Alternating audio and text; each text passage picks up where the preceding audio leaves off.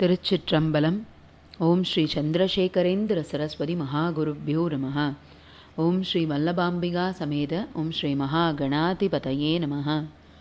மூவிரு முகங்கள் போற்றி முகம்பொழி கருணை போற்றி ஏவரும் துதிக்க நின்ற ஈராறு தோள் போற்றி காஞ்சி மாவடி வைகும் செவ்வேள் மலரடி போற்றி அன்னான் சேவலும் மயிலும் போற்றி திருக்கைவேல் போற்றி போற்றி. எல்லோருக்கும் வணக்கம். நம்மளுடைய தினம்தோறும் திருமுருகன் திருப்புகழ் அப்படின்ற தலைப்பில் இன்னைக்கு 22வது நாள். அதுலேயும் முருகனுக்கு ரொம்ப பிடித்ததான செவ்வாய்க்கிழமை. இந்த செவ்வாய்க்கிழமை அன்னைக்கு நம்ம எந்த ஸ்தலத்தை பற்றி பார்க்க போகிறோம் அப்படின்னா, தூத்துக்குடி மாவட்டத்துக்கிட்ட, அதாவது கோவில்பட்டி ஸ்தலத்தை ஒட்டி வரக்கூடியதான கழுகுமலை அப்படின்ற ஸ்தலத்தை பற்றி தான் இன்றைக்கி நம்ம பார்க்க போகிறோம். இந்த கழுகுமலையில் முருகனுக்குன்னு தனி கோவில் இருக்குது. அதாவது இது ஒரு குடவரை கோவில். இந்த குடவரை கோவில் அப்படின்னா என்ன அர்த்தம் அப்படின்னா, இது ஒரு மலையில் குடைந்து செஞ்சுருப்பாங்க. அதனால இது குடவரை கோவில் அப்படின்னு சொல்லுவாங்க.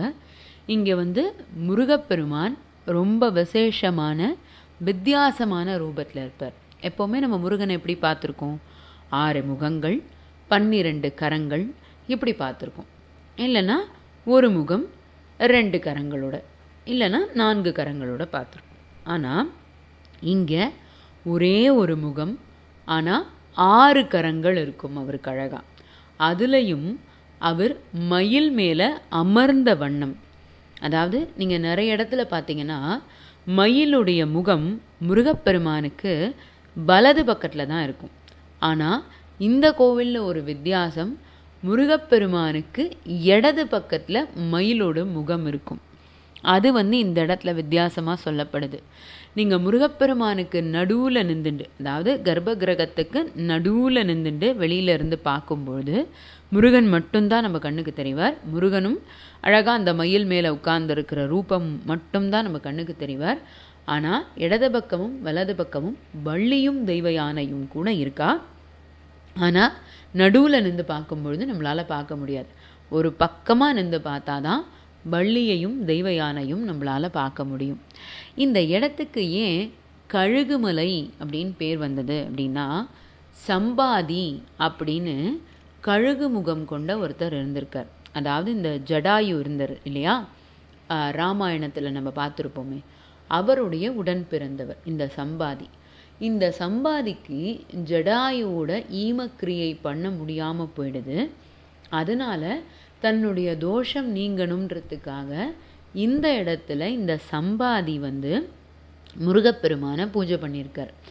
அதனால தான் இந்த மலைக்கு பேரே கழுகுமலை அப்படின்னு பேர் வந்தது. இங்கே இருக்கிற நம்மளுடைய முருகப்பெருமானுக்கு பெயர் பார்த்திங்கன்னா கழுகாச்சலமூர்த்தி அப்படின்றது அவருடைய பேர். அச்சலம் அப்படின்னா மலை. ஸோ இது என்ன மலை? கழுகுமலை. அதனால கழுகாச்சலமூர்த்தி அப்படின்னு அர்த்தம். ஸோ இப்போது இந்த கழுகுமலையில் இருக்கக்கூடிய முருகனை பற்றி பார்த்தோம் இல்லையா. இப்போது இந்த இடத்துக்கு சம்பந்தப்பட்ட ஒரு முக்கியமான ஒரு முருகனுடைய அடியவரை பற்றி தெரிஞ்சுக்க போகிறோம். அதாவது முருகப்பெருமானுடைய பாட்டிலேயே காவடி சிந்து பாட்டுகள் ரொம்ப பிரபலம். நீங்கள் கேட்டிருப்பீங்களான்னு எனக்கு தெரியல. சென்னி குலநகர் வாசன் அப்படின்னு ஒரு பாட்டு வரும். அந்த பாட்டு ரொம்ப அழகாக இருக்கும். அது இந்த காவடி சிந்து தொகுப்புன்னே சொல்லலாம். இந்த காவடியை முருகனை நினச்சி எடுத்துகிட்டு போகும்பொழுது முருக பக்தர்கள் பாடிண்டும் ஆடிண்டும் போவாங்க. அது எல்லாமே அந்த காவடி சிந்து தான். அந்த வார்த்தைகளும் அந்த தாளமும் கூட வர இசையும் அவ்வளோ அழகாக, முருகனை தவிர வேறு எதுவுமே இல்லை அப்படின்ற மாதிரி நம்மளை அவ்வளோ லயிச்சிடும் அந்த காவடி சிந்து பாடல். தமிழில் இருக்கக்கூடிய பாடல், தமிழ் தேன் அப்படின்னே சொல்லலாம். இந்த காவடி சிந்து பாடல்கள் எல்லாமே ரொம்ப நல்லாயிருக்கும். அதில் குறிப்பிட்டு சொல்லப்போனால் இந்த சென்னி குலநகர் வாசன் அப்படின்னு ஒரு பாட்டு ஒன்று வரும். இதை பாடினவர் அண்ணாமலை அப்படின்னு பேர் கொண்டவர் தான். அண்ணாமலை ரெட்டியார் அப்படின்னு சொல்லுவாங்க. இவர் இந்த கழுகுமலைக்கு பக்கத்தில் இருக்கிற சென்னிக்குளம் அப்படின்ற ஊரில் தான் இருந்தவர். அப்பா அம்மா கிட்ட ரொம்ப செல்ல பிள்ளையாக வளர்ந்தவர். நல்ல தம்பி தங்கைகள் அண்ணன்களோட பிறந்தவர். ஆனால் பிறந்ததுலேருந்து எதுலேயும் பெரிய நாட்டம் கிடையாது.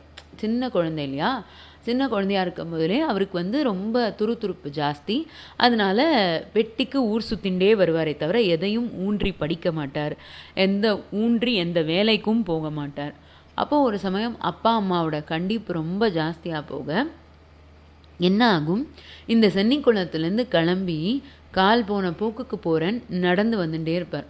நடந்து வந்துட்டே இருக்கும்பொழுது அப்போது இந்த கழுகு மலையில் இருக்கிற கோவில் அவர் கண் எதிர்த்தாப்புல படும். என்னமோ அந்த கோவில் பேரில் தனி ஈர்ப்பு கொண்டவர் அந்த கோவிலுக்குள்ளே போயிடுவார். அந்த முருகப்பெருமானை பார்த்தோன்னே அவருக்கு அவ்வளோ பிடிச்சிடும். அப்போது என்னடா இவ்வளோ அழகாக இருக்காரே அப்படின்னு பார்த்துட்டு அங்கேயே உட்கார்ந்துட்டு இருந்த பையன் அப்படியே அன்றைக்கி ராத்திரி அங்கேயே படுத்துட்டே தூங்கிடுவார். அவர் உள்ளே தூங்குறாரு அப்படின்றதையே தெரியாமல் கோவிலில் வேலை செய்கிறவா என்ன பண்ணுவா அப்படின்னா கதவை சாத்திட்டு போயிடுவா. அப்படி அவர் கதவை சாத்திட்டு போனோடனே பாதி ராத்திரியில் முழிச்சுப்பார். முழிச்சிக்கும் போது தான் தெரியும் நம்ம கோயிலுக்குள்ளே இருக்கிறதும் நம்ம பசிக்கிறது சாப்பிடலை அப்படின்றதும் அவருக்கு தெரியும். பசிக்கிறது அப்படின்னும்பொழுது அவரால் அந்த பசியை தாங்கிக்க முடியல. அப்போது என்ன பண்ணலாம் அப்படின்னு பார்க்கும்பொழுது பசிக்கிறது அப்படின்னு நினச்சுட்டே உட்கார்ந்துருக்கிறவர்கிட்ட முருகப்பெருமான் தானே பால் பழங்கள் எல்லாத்தையும் எடுத்துன்னு அவருடைய பசியை தீர்த்து வச்சாராம். உடல் பசியை மட்டும் தீர்க்கலை, அதாவது அவருடைய உள்ளப்பசியும் தீர்த்து அவரை ஒரு பெரிய கவிஞராகவே மாற்றிட்டாராம்.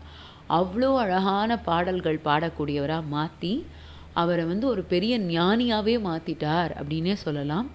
அதுலேருந்து தான் இந்த அண்ணாமலை ரெட்டியார் நிறைய பாடல்களை பாட ஆரம்பிப்பார். அதுலேயும் இவருடைய காவடி சிந்து பாடல்கள் ரொம்ப பிரபலம். இந்த சென்னிக்குளநகர் வாசன் அதில் அடியேனுக்கு அது ரொம்ப பிடித்த பாடல். நீங்கள் கேட்டிங்கன்னா கூட தெரியும், அவ்வளோ அருமையாக இருக்கும். இந்த மாதிரி நிறைய பாடல்களை பாடி நிறைய கற்றுக்க ஆரம்பிப்பார். இப்படியெல்லாம் கற்றுன்னு தான் முருகப்பெருமானுடைய திருவருளுக்கு ரொம்ப பாத்திரமானவர். ஒரு தை மாதம் அமாவாசை அன்னைக்கு முருகப்பெருமானுடைய திருவடியையும் அடைந்தவர்.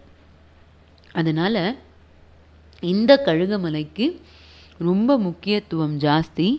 அதில் இன்றைக்கி நம்ம பார்க்க போகிற திருப்புகழும் ரொம்ப சின்ன திருப்புகழ் தான். படிக்கிறதுக்கு கொஞ்சம் பெரியதாக தெரியும், ஆனால் பொறுமையாக படிச்சிங்கன்னா கண்டிப்பாக உங்கள் எல்லாராலையும் படிக்க முடியும். எப்பவும் போல் இதை நான் 2 தடவை படித்து காட்டுறேன். முதல் தடவை கேட்டுண்டே வாங்க, 2வது தடவை என்னோடையே நீங்கள் திரும்பி சொல்லலாம். படிக்க ஆரம்பிக்க போகிறேன். முலையை மறைத்து திறப்பர் ஆடையை நெகிழ உடுத்து படுப்பர் பாயிதழ் முறை முறை முத்திக் கொடுப்பர் பூமலர் அணை மீதே அலை குலைய கொட்டு அணைப்பர் ஆடவர் மனவலியை தட்டு அழிப்பர் மால் பெரிது அவர் பொருளை கை பறிப்பர் வேசிகள் உறவாமோ தலைமுடி 10 தெரித்து ராவணன் உடல் தொலை பட்டு துடிக்கவே ஒரு தனுவை வளைத்து தொடுத்த வாளியன் மருகோனே கலைமதி அப்பு தரித்த வேணியர் உதவிய வெற்றி திருக்கை வேலவ கழுகுமலைக்குள் சிறக்க மேவிய பெருமாளே.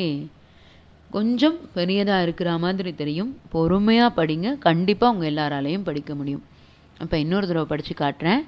முலையை மறைத்து திறப்பர் ஆடையை நெகிழ உடுத்து படுப்பர் பாயிதழ் முறை முறை முத்தி கொடுப்பர் பூமலர் அணை மீதே அலை குலைய கொட்டு அணைப்பர் ஆடவர் மனவலியை தட்டு அழிப்பர் மால் பெரிது அவர் பொருளை கை பறிப்பர் வேசிகள் உறவாமோ தலைமுடி 10 தெரித்து ராவணன் உடல் தொலை பட்டு துடிக்கவே ஒரு தனுவை வளைத்து தொடுத்த வாளியன் மருகோனே கலைமதி அப்பு தரித்த வேணியர் உதவிய வெற்றி திருக்கை வேலவ கழுகுமலைக்குள் சிறக்க மேவிய பெருமாளே.